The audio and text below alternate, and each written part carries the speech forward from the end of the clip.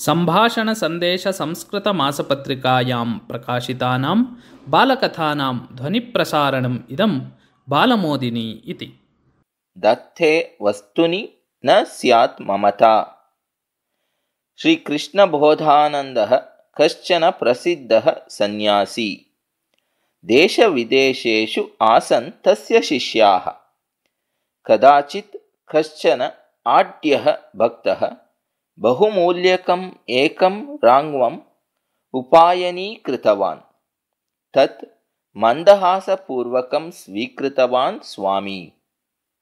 तावता कश्चन विद्वान् तं द्रष्टुम् आगत्य नमस्कृतवान्।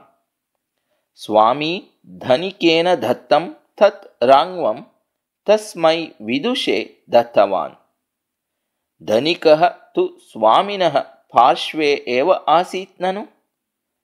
आत्मना भक्त्या यत् उपायनीकृतं तत् स्वस्य पुरतः एव अन्यस्मै दत्तं यत् तत् तस्मै न अरोचत। अतः सः स्वामिनं नमस्कृत्य विनयेन उक्तवान्, महात्मन्, मया एतत् राङ्वं भवते उपायनीकृतम्, अतः तत् भवता एव धर्तव्यम् इति। तदा स्वामी विद्वांसम् असूचयत् यत् तत् राङ्वम् अस्मै प्रत्यर्प्यताम् इति।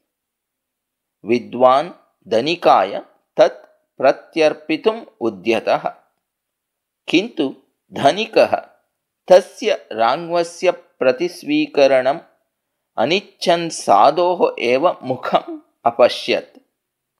तदा स्वामी अवदत्, त्वया राङ्वम् उपायनीकृतम् इति तु सत्यं, तथापि तस्मिन् तव आसक्तिः न अपगता।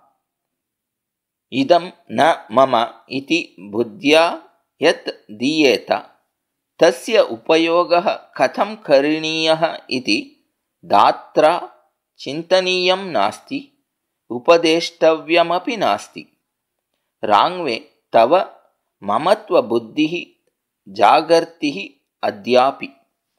तस्मात् एव विदुषे मया यत् दत्तं तत् तव सम्मत्यै न अभवत्।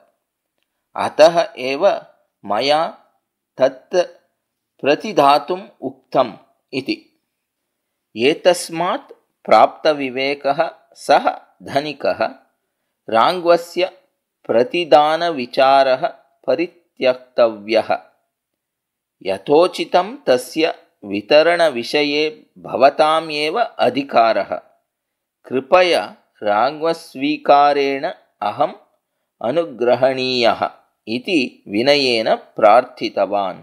ततः स्वामी धनिकद्वारा एव तत् राङ्वं पण्डिताय दापयित्वा उभौ अपि आशिषा अनुगृहीतवान्।